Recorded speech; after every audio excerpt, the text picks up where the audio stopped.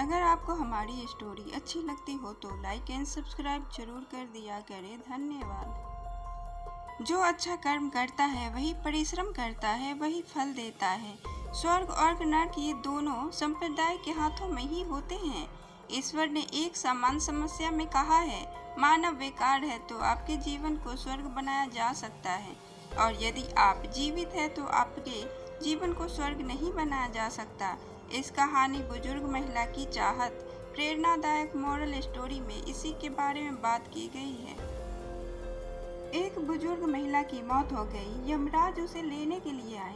उस बुजुर्ग महिला ने यमराज से पूछा कि क्या आप मुझे स्वर्ग ले जाएंगे या नर्क? यमराज बोले, मैं स्वर्ग या नर्क दोनों में से कहीं नहीं ले जाऊंगा। इस जन्म में बहुत अच्छे कर्म करने वाले लोग हैं, इसलिए मैं सीधे प्रभु के पास ले जा रहा हूँ। यमराज की बात दुखी बुजुर्ग महिला ने सुना और खुश हो गई। वह बोली, धन्यवाद, पर मेरी तुमसे एक विनती है। मैं यहाँ इस धरती पर स्वर्ग नरक के बारे में बहुत सुनती हूँ। प्रभु के पास जाने से पहले एक बार इन दोनों जगहों को देखना चाहती हूँ। यमराज ने उस बुजुर्ग महिला से कहा कि यह अच्छा कर्म है, इसीलिए विवाह की यह इच्छा पूरी करूँगा। आओ हम स्वर्ग और नरक के रास्ते से होते हुए प्रभु के धाम चले। वे दोनों चल पड़े। सबसे पहले नरक आया। नरक में इस बुजुर्ग महिला ने जोर जोर से लोगों के रोने की आवाज उठाई। लोग दर्द पीड़ा से चिल्ला रहे थे। वह नरक में सभी लोग बीमार दिख रहे थे। इस महिला बुजुर्ग ने एक आदमी से पूछा कि आप सभी लोगों की ऐसी हालत क्यों है? वो आदमी बोला, अगर हमारी हालत ऐसी नहीं होगी तो और कैसी होगी? हम सब जब से यहाँ आए हैं तब से एक दिन भी खाना नहीं खाए। भूख से हमारी आत्माएं तड़प रही हैं। उसी में वह बुजुर्ग महिला की नजर एक बड़ी से पतीले पर पड़ी, जो लोगों के कद से करीब 500 फुट ऊंची होगी।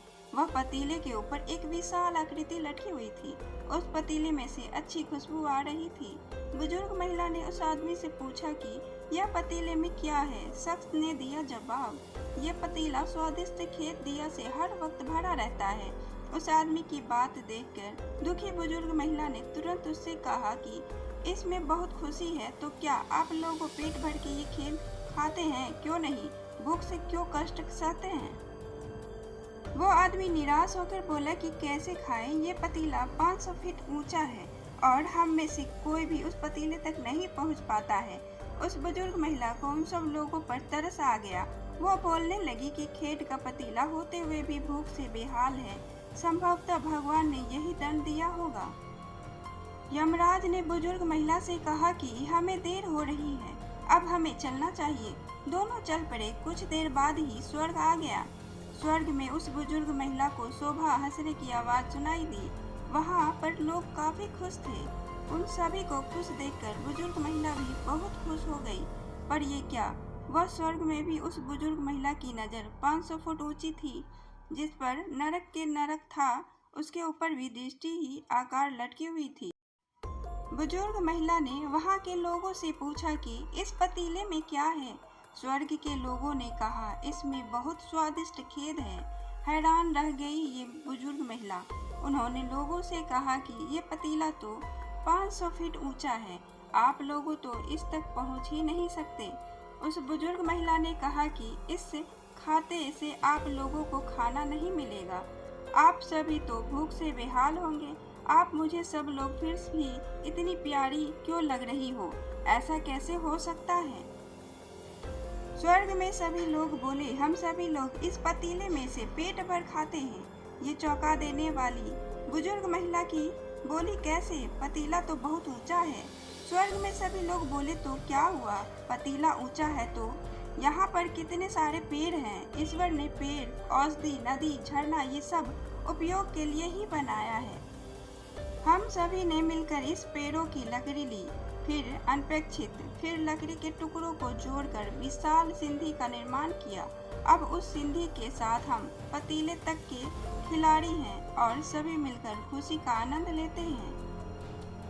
ये सब हैरान वो बुजुर्ग महिला यमराज की नजर लग गई। यमराज मुस्कुराए और बोले, ईश्वर ने स्वर्ग और नरक के हाथों में ही त्रिगुण दिया है। चाहे तो अपने लिए नरक बना लिया, कंगरा तो अपने लिए स्वर्ग बना लिया। स्वर्ग ने नासिक में एक समान प्रतिमाएं डाली है।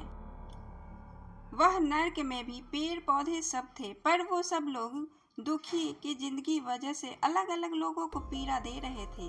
वो भूखे ही रहना चाहते थे, वो कोई काम नहीं करना चाहते थे।